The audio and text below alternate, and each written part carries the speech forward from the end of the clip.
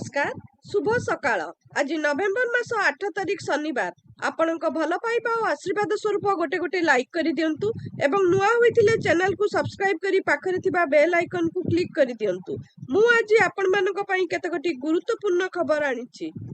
आजिर प्रथम खबर, पवित्र कार्तिक मासर मासव्यापी निरामिष भोजन पर मार्गशीर मासर प्रथम गुरुवार जिबा परे शुक्रवार छाड़ खाई पालन करथुवा ओडिशावासी मनरे प्रबल उत्साह देखा मिलता। राज्यर माछ और मांस बजार में सकाळु ही नाही नथिबा गहली जमीथिला। लोक माने निज पसंदर आमिष किनिबा पई बजार रे भीड़ जमाइबारु विभिन्न प्रकार मांस और माछ दर रे वृद्धि परिलक्षित होइथिला। आमिष बजार सूचना मुताबक एथर छाड़ खाई रे माछर चाहिदा बेसी रहिबो। पाखापाखि 2.5 कोटी अधिक टंकार केवल माछ, चिंगुड़ी, कंकड़ा आदि बिक्री हेबे बोली माछ बेपारी आशावादी थिले। सेही भली राजधानी रे 2000 केजी छेली मांस और 50 क्विंटाल कुकुड़ा मांस बिक्री हेबे बोली आकलन करा जायथिला।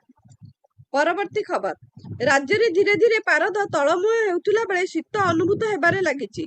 आउ 2 दिन पर शीत आहुरी बढ़िबो। आगामी 48 घंटा मध्य तापमात्रा 2 ରୁ 3 डिग्री कमिबा सह अधिक शीत अनुभूत हेबो बोली गुरुवार आंचलिक पाणीपाग विज्ञान केन्द्रर निर्देशिका डॉक्टर मनोरमा महांती कहिसंती। राज्यर आभ्यंतरीण और पहाड़िया अंचल में शीतर मात्रा बढ़िबा आरंभ होइछि। उत्तर वायु सहित वायुमंडल में जलीय बाष्पर परिमाण ह्रास जोगु आसंता 9 तारिख बेलू पहाड़िया अंचल किछि स्थान रे तापमात्रा 10 डिग्री पर्यंत खसीपारे। भुवनेश्वर और कटक सहर में मध्य आगामी 72 घंटे 16 डिग्री पर्यंत पारद खसिबार संभावना रही। तेबे पूर्व वर्ष अपेक्षा चलित नवेम्बर में स्वल्प शीत अनुभूत हेब। गुरुवार उपकूल और उत्तर ओडिशा रे तापमात्रा स्वाभाविक रहिथिला बेले दक्षिण ओडिशा रे स्वाभाविक ठारू 3 ରୁ 4 डिग्री अधिक रही। पारला खेमुंडी ठारे सर्वाधिक तापमात्रा 35 डिग्री रहिथिला बेले फुलबाणी रे सर्वनिम्न तापमात्रा 15 डिग्री रहिथिला।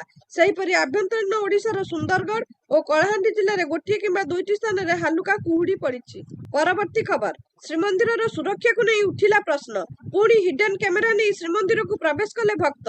चषमारे हिडन कैमेरा पिंधि भीतर को प्रवेश करिथिबा जने भक्त श्रीमंदिर जगमोहन धरा पड़िचंती। तांको नाम भरत पांड्या। से प्रोटोकॉल ले मंदिर भितर प्रवेश करिथिबार सूचना मिलिछि। अवकाश नीति पर जगमोहन ने दर्शन चलीथिबा समय भक्त भरत हिडन कैमेरा युक्त चषमा पिंधिथिबार जणा पड़िथिला। तांको जेटीपी अटक रखी गारदरे पचरा उचरा करिथिला परे कार्यालय तांकठारु विस्तृत तथ्य निया जाइथिला। एहा परे तांको सिंहद्वार थाना को पठा जाइथिबार सूचना मिलिछि। पूर्वरु बारंबार हिडन कैमेरा युक्त चषमा जबत करा जाइथिला, किंतु कड़ाकड़ी आईन नथिबारु सेमानक विरोध रे कार्यानुष्ठान होई पारि नै। बारंबार एभली घटना देखिबाकू मिलुछि पुरी श्रीमंदिर रे। तेबे प्रश्न उठुछि, एते जण हिडन कैमेरा सह धरा पड़िबा परे मध्य काहेकि कड़ाकड़ी भाबे कार्यानुष्ठान निया जाउ नाही। परवर्ती खबर, एसआई परीक्षा केलंकारी मामला रे तदंत जेतिकी आगुक बढ़ुछि सेतिकी नुआ नुआ तथ्य सामना को आसुछि। एही घटनार मुख्य अभियुक्त शंकर पृष्ठीर एबे मिछ धरा परीक्षा करा जिवो। क्राइम ब्रांच पक्षरु एथिपई प्रस्तुति आरंभ होईछि। एथिसह सिलिकन टेक मालिक सुरेश नायकंकर मध्य लाई डिटेक्शन टेस्ट करा जिबार सूचना मिलिछि। क्राइम ब्रांच अधिकारी माने अभियुक्त मानकु जेरा करुथुला बेले सेमाने संतोषजनक उत्तर देउ नथिबार जणा पड़िछि। तेणु एही परीक्षा द्वारा अधिक तथ्य हासिल करबाकू क्राइम ब्रांच लक्ष्य रखिछि। शंकर पृष्ठी और सुरेश नायकंकु जेरा समय अनेक गुरुत्वपूर्ण प्रश्न पचरा जाइथिले मध्य सेमाने सीधासळख उत्तर देबाकू कुंठाबोध करुचंती। एही केलंकारी रे आउ केउ माने संपृक्ति अछंती, टंका कारबार किपरि होईछि एवं एहार चेर केते दूर लंबिछि ताहा जानिबाकू क्राइम ब्रांच चेष्टा करुछि। मिछ धरा परीक्षा परे घटनार पर्दाफाश हेबो बोली आशा करा जाउछि। एही केलेंकारी को नै सारा राज्य रे चर्चा लागि रहिछि एवं अभियुक्त मानक विरुद्ध रे कठोर कार्यानुष्ठान पई दाबी करा जाइछि। परवर्ती खबर, बयान को नहीं बढ़िला ब्रह्मपुर एसपी अड़ुआ। आसंता 11 तारिख रे व्यक्तिगत हाजर हेबाकू हाईकोर्ट निर्देश। 11 तारिख दिन 10:30 रे हाजर हेबाकू हाईकोर्ट निर्देश दैचंती। एसपी विरुद्ध रे अदालत अवमानना मामला चालिबो कि नहीं हेबो निष्पत्ति। सत्यपाठ जरिया रे जवाब दाखल पाई हाईकोर्ट निर्देश। आसंता 10 तारिख सुधा जवाब दाखल पाई एसपी को निर्देश। विधायकों विरोध में निर्वाचनी मामला हत्यार मुख्य कारण बोली कहिथिले। मामला विचाराधीन थिला बेले एसपी बयान को नहीं देखा देइथिला विवाद।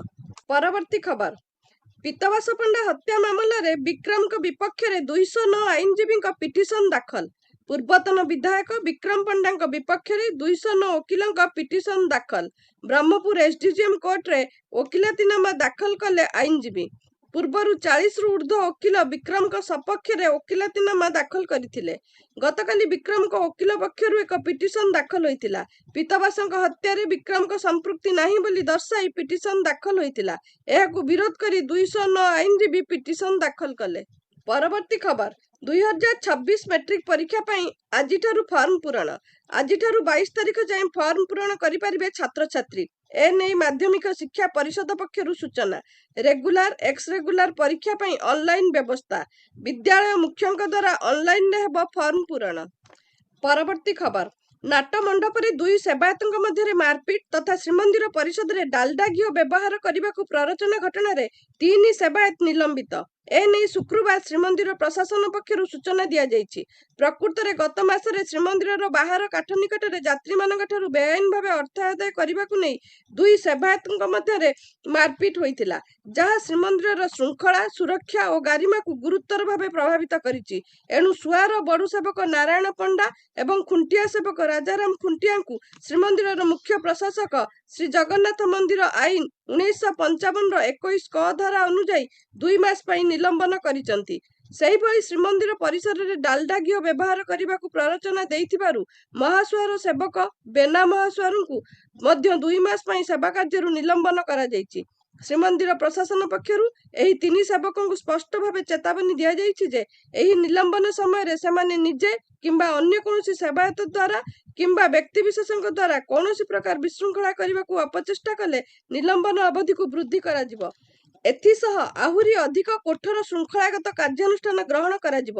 ଶ୍ରୀମନ୍ଦିର ପରିସରରେ ମହାପ୍ରଭୁଙ୍କ ନୀତିକାନ୍ତି, ଭକ୍ତ ଓ ଶ୍ରଦ୍ଧାଳୁଙ୍କ ଶୃଙ୍ଖଳିତ ଦର୍ଶନରେ କୌଣସି ପ୍ରକାର ବାଧକ ସାଜିଲେ ସମ୍ପୃକ୍ତ ସେବାୟତ କିମ୍ବା ଅନ୍ୟ ବ୍ୟକ୍ତିବିଶେଷଙ୍କୁ ଛଡ଼ାଯିବ ନାହିଁ। ଶ୍ରୀମନ୍ଦିରର ମୁଖ୍ୟ ପ୍ରଶାସକ ଅରବିନ୍ଦ ବାଡ଼ି ଏନେଇ ସ୍ପଷ୍ଟ କରିଛନ୍ତି। ଶ୍ରୀମନ୍ଦିରର ଶୃଙ୍ଖଳା ଏବଂ ଗାରିମା ରକ୍ଷା ପାଇଁ ସମସ୍ତଙ୍କର ସହଯୋଗ କାମନା କରିଛନ୍ତି ମୁଖ୍ୟ ପ୍ରଶାସକ।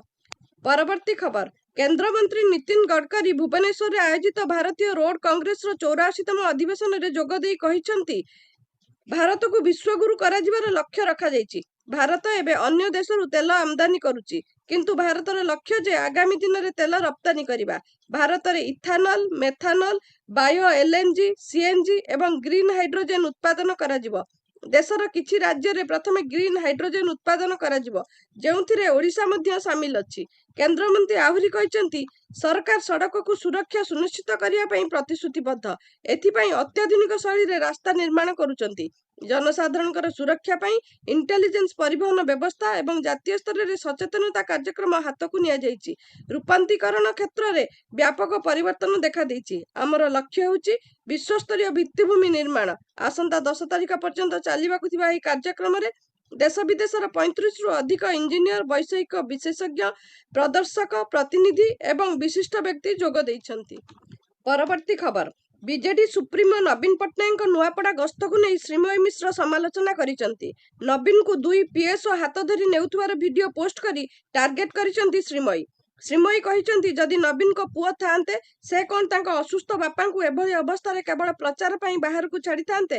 ଆମ ଭିତରୁ କେହି ବି ପୁଅ ଓ ଝିଅ ବାପା ମାଙ୍କୁ ଏଭଳି ଛାଡ଼ିଥାନ୍ତେ? କେବଳ ରାଜନୀତି ନୁହେଁ, ମାନବିକତା, ପ୍ରେମ ଓ ସମ୍ମାନରେ ବି ଆମେ ଗୁରୁଜନଙ୍କ ପ୍ରତି ଋଣୀ ବୋଲି ଶ୍ରୀମୟୀ କହିଛନ୍ତି। ବିଜେଡି ସଭାପତି ବିରୋଧୀ ଦଳର ନେତା ନବୀନ ପଟ୍ଟନାୟକ ଶୁକ୍ରବାର ଦିନିକିଆ ନୂଆପଡ଼ା ଗସ୍ତରେ ଯାଇ ପହଞ୍ଚି ଦଳୀୟ ପ୍ରାର୍ଥୀ ସ୍ନେହାଗିନୀ ଛୁରିଆଙ୍କ ପାଇଁ ପ୍ରଚାର କରିଛନ୍ତି। ପରବର୍ତ୍ତୀ ଖବର, ଗୁଣପୁର ଉପଜିଲ୍ଲାପାଳ ଅଭିଷେକ ଦିଲ୍ଲୀପ ଦୁଧାଲ ଗୁରୁବାର ଗୁଣପୁର ସହରରେ ବେଆଇନ ଭାବରେ ଚାଲିଥିବା ଏକାଧିକ କ୍ଲିନିକ ଉପରେ ଅଚାନକ ଚଢ଼ଉ କରିଛନ୍ତି। ଚଢ଼ଉ ବେଳେ କୌଣସି କାଗଜପତ୍ର ନଥାଇ କ୍ଲିନିକ ଚାଲୁଥିବାର ସେ ଦେଖିବାକୁ ପାଇଥିଲେ। ଅନିୟମିତତା ଦେଖି ଉପଜିଲ୍ଲାପାଳ ତୁରନ୍ତ କାର୍ଯ୍ୟାନୁଷ୍ଠାନ ଗ୍ରହଣ ପାଇଁ ନିର୍ଦ୍ଦେଶ ଦେଇଛନ୍ତି। ଉପଜିଲ୍ଲାପାଳଙ୍କ ସହ ସ୍ଥାନୀୟ ପୋଲିସ ମଧ୍ୟ ଚଢ଼ଉ ବେଳେ ଉପସ୍ଥିତ ଥିଲେ। ସମ୍ପୂର୍ଣ୍ଣ ତଦନ୍ତ ପରେ କାର୍ଯ୍ୟାନୁଷ୍ଠାନ ଗ୍ରହଣ କରାଯିବା ନେଇ ଉପଜିଲ୍ଲାପାଳ ସୂଚନା ଦେଇଛନ୍ତି। ସୂଚନାଯୋଗ୍ୟ, ଗୁଣପୁର ଉପଖଣ୍ଡ ଡାକ୍ତରଖାନାରେ ଆବଶ୍ୟକ ସଂଖ୍ୟକ ଡାକ୍ତର ନଥିବାରୁ ବେଆଇନ କ୍ଲିନିକ ବୃଦ୍ଧି ପାଇବାରେ ଲାଗିଛି। କିଛି ଦିନ ତଳେ ଗୁଣପୁର ସହର ନିକଟସ୍ଥ ବିକ୍ରମପୁରରେ ଗୋଟିଏ ବଡ଼ କ୍ଲିନିକକୁ ପ୍ରଶାସନ ସିଲ୍ କରିଥିଲା। ପରବର୍ତ୍ତୀ ଖବର, ଦିନ ଦ୍ୱିପ୍ରହରରେ କୁହୁଡିର ଭ୍ରମ, ଧୂଳିରେ ଆକ୍ତାମାକ୍ତା ସହରବାସୀ। ସମ୍ବଲପୁରର ମୁଖଶାଳା ଅଇଁଠାପାଲି, ଯେଉଁଠି ନିଶ୍ୱାସ ନେବା ପାପ, एते धूली जे रास्ता देखा जाउनी। सहरर एई व्यस्तबहुल रास्तार निर्माण होउची ओभरब्रिज, किंतु सबु नीति नियम एठी उडुची धज्जिया। रास्ता कड़े बेधड़ पड़ुची कलकारखानार पाउंश बा फ्लाए आश। एमिति कि ब्रिज निर्माण रे मध्य फ्लाए आश रो व्यवहार होउची, हेले जेउ परिमाणे पानी छिंचिबा कथा ताहा हेउ नाही। प्रदूषण बोर्ड रो गाइडलाइन को खोलाखोली उल्लंघन करुचंती ठिकादार, अथच प्रदूषण बोर्ड चुप और जिला प्रशासन भी निघोड़ निदरे शोइछि। परवर्ती खबर, केतेबेले कहा भाग्य खोलिब ताहा सेई विधातांकु ही जଣା। निकटरे जणे परिबा विक्रेता राताराती कोटिपति होइजिबार खबर चर्चारे रहिछि। चर्चार परिसर थिबा परिबा विक्रेता किछि दिन तळे तांका सांगଙ୍କ ठारू टंका ऋण नै एक लटरी टिकट किनिथिले। कारण उक्त परिबा विक्रेतांक लटरी टिकट प्रति खूब दुर्बलता रहिछि। प्रतिवर्ष से लटरी टिकट किनिथांती। जयपुर कोटपुटलीर बासिंदा थिबा अमित सेहरा पेशारे जणे पनिपरिबा विक्रेता। किछि दिन तळे अमित तांको बंधुक ठारू टिकट किनिबा पई 1000 टंका ऋण नेइथिले। चलित थर एही टिकट जे तांको भाग्य बदलाई देबो से धारणा अमितଙ୍କର नथिला। सूचनायोग्य, पंजाब सरकार प्रतिवर्ष दीपावली अवसर में 11 कोटी टंकार प्रथम पुरस्कार सहित लटेरी बंदोबस्त करिथांती। अमित लटेरी जितिबा खुशी को बखाणी कहिसंती, मो पाखरे लटरी टिकट किनिबा पई टंका नथिला, किंतु लटरी टिकट प्रति मोर खूब दुर्बलता रहिछि। तेणु मु मोर जने बंधुंकठु 1000 टंका साहाय्य मागिथिली। एही 1000 टंका रे मु लटरी टिकट किनिथिली। हठात मो पाखकु फोन आसिला कि मु लटरी टिकट जीति जाइछि। 11 कोटी टंकार पुरस्कार पई मते निमंत्रण करा जाइछि। खुशी रे मो पाद आउ तळे लागि नथिला। भगवान ओ मो बंधुंकु अशेष धन्यवाद। बंधु जनक मो कथा रखि 1000 टंका साहाय्य करिथिले। तांकरी साहाय्य पई मु आज कोटिपति होई परिछि। तेणु तांकु 1000 टंका फेराइबा बदल रे 1 कोटी टंका फेराइबा को स्थिर करिछि। परवर्ती खबर, इंदिरा गांधी अंतर्जातीय विमान बंदर एयर ट्रैफिक कंट्रोल व्यवस्था एक वैषयिक त्रुटि जोगु शुक्रवार सकाळे विमान सेवा व्यापक भाव में ब्याहत होइछि। एही समस्या फल विमान अवतरण एवं उड़ान उभय प्रभावित होइछि एवं अनेक फ्लाइट विलंब होइछि। विमानबंदर कर्तृपक्षक अनुसार एटीसी व्यवस्था थिबा एक सॉफ्टवेयर जंत्र त्रुटि जोगु एही व्याघात सृष्टि होइछि। वर्तमान इंजीनियर एवं एटीसी कर्तृपक्ष एही समस्या को समाधान करबा पई जोरसोर रे काम करूचंती। उभय स्पाइस जेट समेत अनेक एयरलाइंस रो फ्लाइट विलंब होइछि। भिडियोटी को संपूर्ण देखिथिबारु आपनकु बहुत बहुत धन्यवाद। आज पई खबर एतिकी। नमस्कार।